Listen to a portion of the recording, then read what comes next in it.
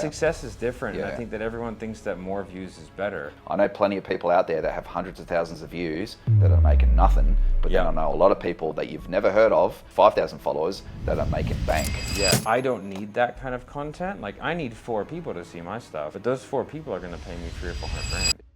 If you can sell fitness, you can sell anything. Yes. You're asking someone to give up things that they enjoy, to be in physical pain, to pay money, and to spend time. I just, I sat back and I watched the gym for a week. I just sort of took notes. And what I noticed is the busiest time of any gym anywhere in the world is Monday night.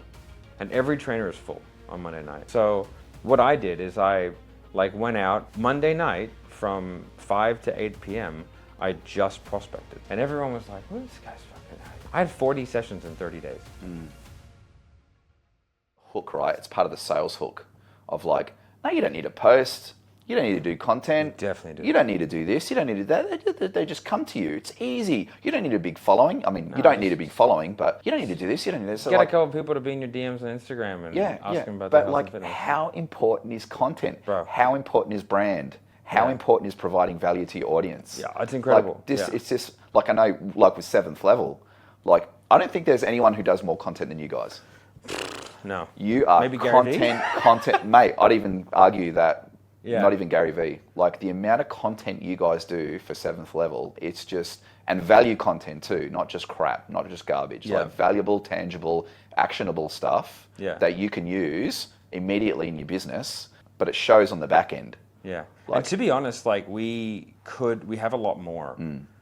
Because we do so much coaching. Yeah. There's 10 coaching calls a day. Yeah. If all we did was just send everybody a Sony ZV-1 and go upload after every single one, we would have a good quality thing that we could edit. Yeah. Right? And one of the things one of the things that I want to do is I want to create a how-to page. Yeah. Right? So it's how to handle objections, how to present your offer, how to do that, and they're just pages with just content. Yeah. Going out there, right? So, but you can do so many things at a time. Yeah. I did want to do an animated style as well. Yeah. Just to try that, but yeah. Content's incredibly important because have you heard the stat? You know what it takes to have a top 1% podcast? No. 21 episodes. 21. That's it. Wow. No, there's no viewer numbers required. If you have 21 or 22 episodes, you are a top 1% podcast in the whole world. Yeah. Because it's a delayed gratification strategy. People want to be on the top chart. Yeah, you're not 6 episodes no in. one cares. Yeah. You know, which is fine. My podcast, and also the differences are you have to understand the difference between what's required from content. So Jeremy's content, there's an element of virality that's required. And so it's engineered to be very palatable for a large group of people because we're speaking to all sales reps, right? In the same way that if you were V-Shred, you need to speak to everyone, right? But if you're a personal trainer or an online personal trainer, you need to speak to your clientele. So for me, I don't need that kind of content. I need 4 people to see my stuff, but those 4 people are going to pay me 300 or 400 grand. You're working on different numbers. Success is different. And I think that everyone thinks that more views is better. But I think with your profile and what you do is sort of indicative of where people that are watching this and consuming this need to go. Don't get focused on the metrics. Don't get focused on the big follow accounts because they don't necessarily reflect in the scale that your business can get to.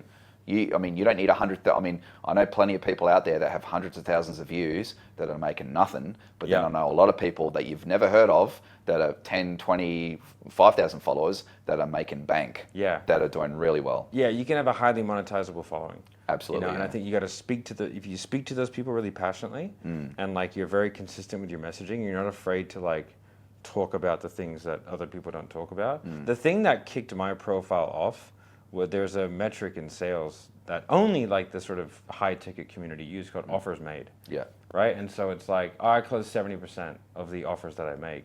But anyone who gave an objection, they would say, you have a bad mindset, we don't want you as a client. Yeah, so You're what are you talking about? Yeah. And because I've been in sales and fitness for 10 years, I was that's not a thing. Yeah.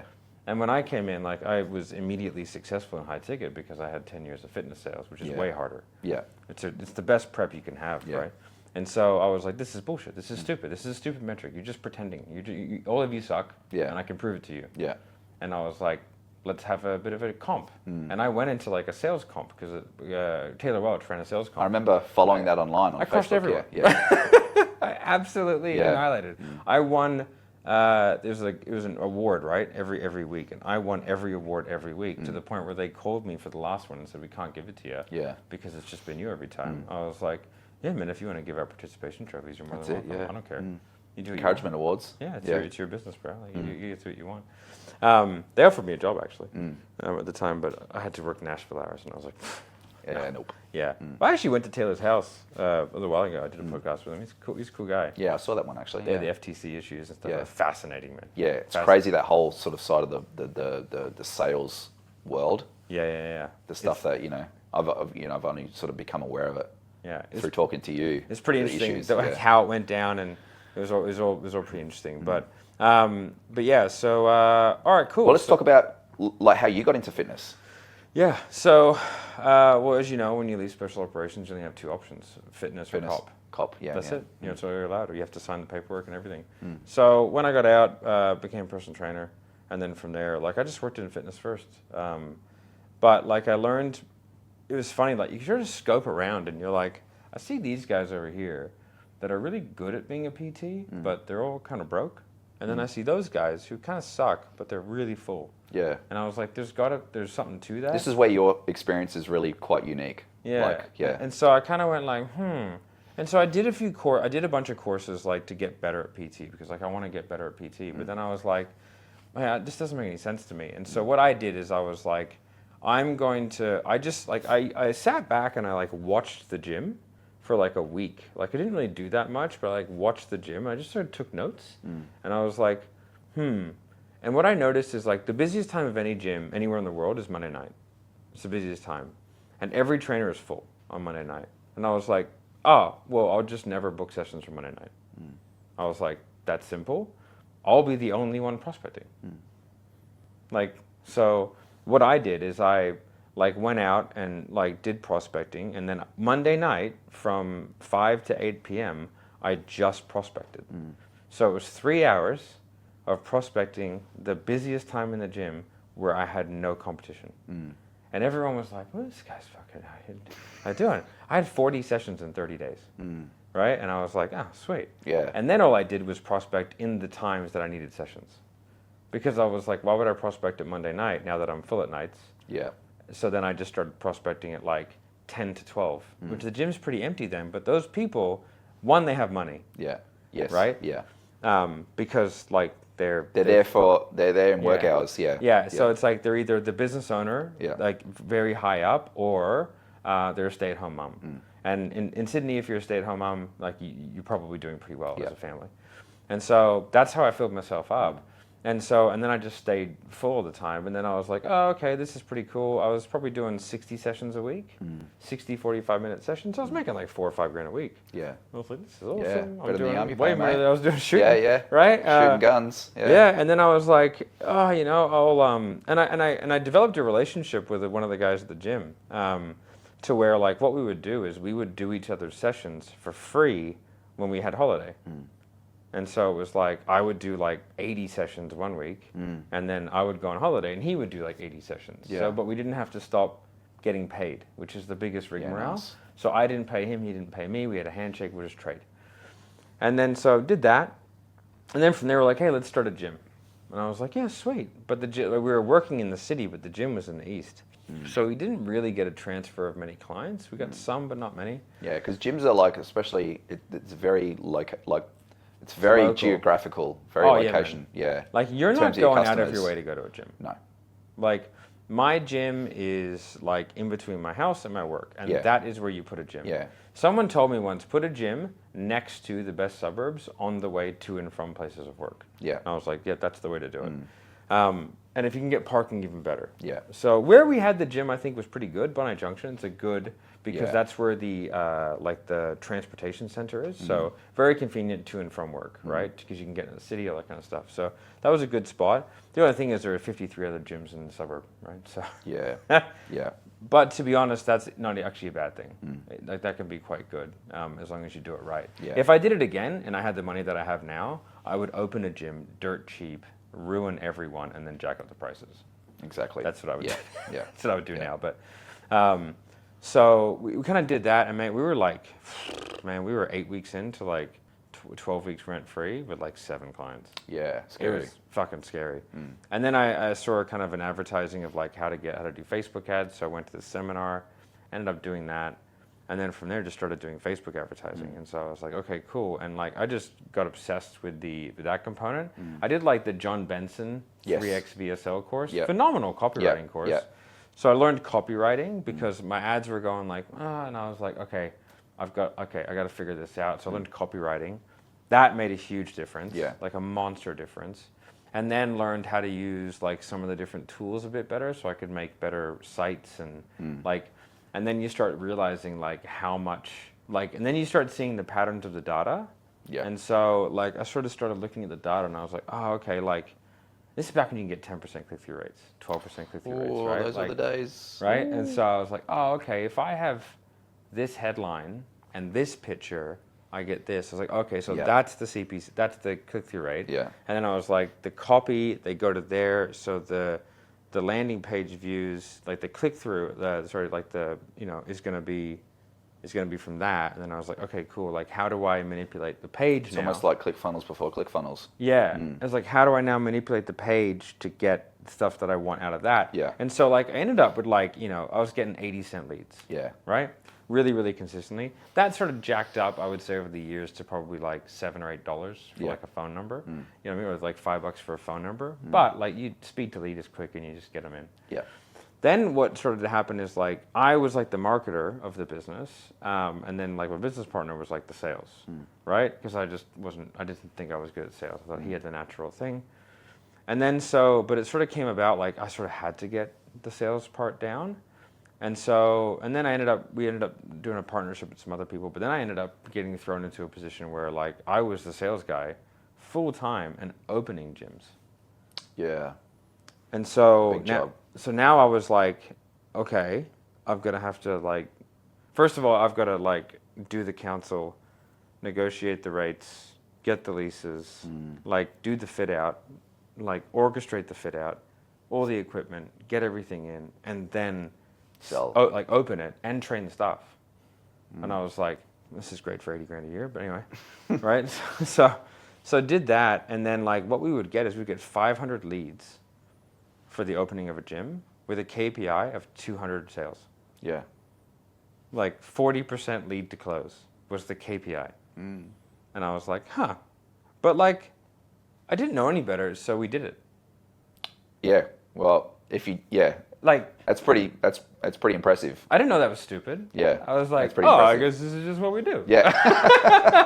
It's like, so like, but I was like, oh man, like, but I hate the word I can't. And so I was like, oh well, like how do we do this? Like how do we solve this problem? So like I just sat down and I was like, we can solve this problem. And they would give me like the trainers to fucking train up for sales, and they were so garbage that I was like, you just go on holiday and see me in 3 weeks. Yeah. Like, do all this kind of stuff. So I kind of orchestrated a bit of a plan, and I'd done a couple of sales, like rough sales courses. I sort of started to orchestrate a bit of a way of doing it.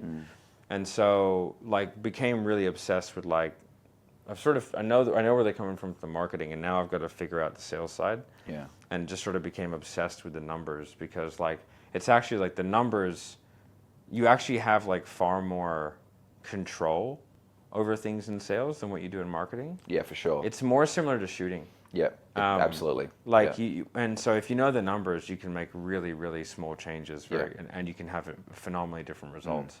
And so I just sort of started going really, really deep into the matrix on the sales analytics and just kind of like changing everything that I was doing. And then like by the end of it, like I was comfortably doing 220 sales a month from 500 leads. Like I had a full system of how to do it. I knew how to do it. And then from there, kind of had a falling out with those guys, left, came back, and then sort of started Sales Sniper. And I didn't have any money. Kind of walked away from everything. And then I was just like, hey, why don't I just... I literally like called every gym owner that I knew from every mastermind I've ever been in, from like being in gyms for sort of 6 or 7 years. Yeah. And I was like, hey, do you want to be your sales guy? Because by that time they knew I was pretty good at sales for fitness, and they were like, yeah. And so I was like, sweet. And then so I had like 5 gyms that I was doing sales for, and that kind of just expanded and grew. And then it sort of went from there, and then Yeah. did all the stuff. But like and then I ended up running the sales for a couple of online fitness businesses and doing their sales for a bit. And that was really fun because I knew Hattie Boydell really well. Yeah. And Love Hattie. I helped him develop the sports model project. Yeah. Like that was my idea. Yeah. They did it. Yeah. But I was like, you should do this. They were Yeah. like, yeah, sweet. Because I'd done it with Rachel Guy Yeah. out of the gyms, which was a great model. Yeah. Because we were able to charge double for the same product. Yeah. And that was really interesting. And so like they still run those programs to this day. They I still see ads. Yeah, now. so they still have like a men's and like the gym one of the gyms I used to own in Bondi. They still have like the men's and women's like high performance training part, which is $150 a week. Yeah. Which for group training in a gym, it's expensive. Yeah. Right? Because we were usually charging 65 or 75, and then I approached Rachel and I was like, "Hey, do you want to do this thing?" I was like, "I'll give you I can't remember what the percentage of revenue was or whatever, but I was like, you are the face of the ads. You write the program, do the PDFs, and then come in once a month and like high five everyone. Yeah. That's it." And we were able to charge $150 a week, do a 16-week program, get almost everyone to pay in full. Yeah, it's great. Right? So I think it was so like good. $1,600, whatever it was. And man, I put like more money in the coffers of the gym than I'd ever seen in my life. Like I think at that stage we were doing $65,000 a month. Yeah. In a small group training gym, which is not Unheard of. It's not. Yeah, it's not pretty good. Yeah. And then we sort of built it up to where it was doing that really consistently. But it was through those kind of specialty programs where it was like a really defined thing. They knew what to do, and then from there the goal was just to upsell them into sort of more on-gun training in the background. But it's a weird journey. It was a fun journey. Yeah. And I think like fitness is like an incredibly good learning experience and playground because like it's such a like there's so much complexities because you're dealing with like the most Because I remember you visceral human saying emotions. something one time, if you can sell fitness, you can sell anything. Yes. Fitness is you're asking someone to give up things that they enjoy, to be in physical pain, to pay money, and to spend time. Yeah. And there's zero like ROI except for like the potential to maybe look or feel better. If you follow, which requires those 4 pain points. Yeah. Yeah. And then from there, like, you can undo 6 months of hard work in a week's holiday. Absolutely.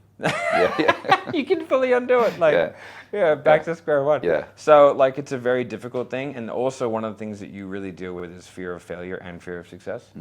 And so you have to. There's a lot of navigating. Yeah. And so It's a very emotional space. Like super, yeah. Very emotional. Yeah. I mean, compared to what you're selling now, like you're selling super high-end stuff. Yeah. You and your team. It's like I would imagine it's way more emotive, way more emotional driven. It really is, and like especially you sort of juxtapose that against like a B2B sale, which is just borderline a conversation about the facilitation of can we do this? Yeah. What some of the sales that I've done recently is like, they'll go, okay, ask a budget question, and like they'll go, oh, the budget's this, and I go, listen, like, I'm going to present you something more expensive than that because I'm going to present you what's going to work, and whether or not you can afford it or not is not my problem. Yeah, it is what it is, right? It just is what it is. Yeah. I just have to present what's going to work. If you don't want to do it, that's fine. And they're like, oh. So this guy told me his budget was 40, then he bumped it to 250, and I pitched him $1 million. Yeah. And then we sort of knocked a few things down because I overdid it on purpose, and then we ended up at like 350. Yeah. But it was like, oh Yeah. sweet man, just like send the contract, have lawyers look over it, and then we'll send the money. Yeah. Totally unemotional. Just like this is a value proposition. Transactional, like And people say that B2B sales are harder and more complex. They're infinitely more simple. Yeah. But like when you're talking about fitness, like and especially when you talk about like high ticket fitness, and then you start niching down, especially in the female space. Yeah. Like there are a lot of complexities there that are not difficult to overcome, but it's like people don't know the sort of tips and tricks that you have to do. Yeah, because that's one thing that I've sort of followed closely is like how you would conduct yourself on a sales call for like a high price point, high ticket program is very, very unique. Like you sort of like along the way, along the journey, you're sort of like ticking off things without them even realizing that when it comes to the end, if they do have issues, you've sort of already addressed those. Yeah, you've got to, like, but the thing with fitness is like, there's not a ton of follow-up sale. Like, so it's not. I'll get back to you. Yeah, oh, sounds good, but I'll get back to you. Yeah, you know, and like I learned that because like I wasn't very good at sales for a long time when I was in the gym, and I would see a guy who was 100 pounds or 60 kilos overweight. He'd go, yeah, man, like I need to do this, and like I just got to go figure out timings. It's like, mate, like there's a reason you're that fat, and the reason is you make terrible decisions around this. It's not a priority. And you don't want to do it. But you need to do it. Yeah. So here we are. Yeah. Like, and then I would see that person, 6 months later, even fatter. Yeah. And like they're more likely to die of everything, even a terrorist attack, bigger target. Yeah. Like Can't run. right? Zombie apocalypse. Exactly. It was slower, Yeah. So, so like that was what sort of drove me because I was sick of it. Yeah. I was like, mate, this is ridiculous. And having been like a fat kid myself, and being told my entire life that like, oh, it's just your genetics. And I remember I had this like realization. My wife was like, no, it's not. And I was like, what do you mean? And she goes, name me one fat person in your entire extended family besides the people in your immediate family. And I was like, well, shit. Why are you coming at me with this logic? Yeah, I'm out of here. And that was a real like eye-opening moment for me. And I was like, oh, shit, like that's 100% correct. Yeah. Like that is so obvious, but that was so deeply ingrained in me. Yeah. That like that would always be like, oh well, I can't lose weight because of my genetics. Yeah. And so like, why try? And so like you've got to overcome that. And if you're fed because you're loved, or you're fed because you're not loved, or you eat because you're sad and you're sad because you eat. Yeah. Right. Like that's the complexity of fitness sales. And so to be able to do that and uncover that in 30 minutes. That's a skill. Kind of what you need to be able to do. That's a skill. You have to be able to do that. Yeah. And we'll cover all that though. It's a step-by-step formula. Yeah, absolutely.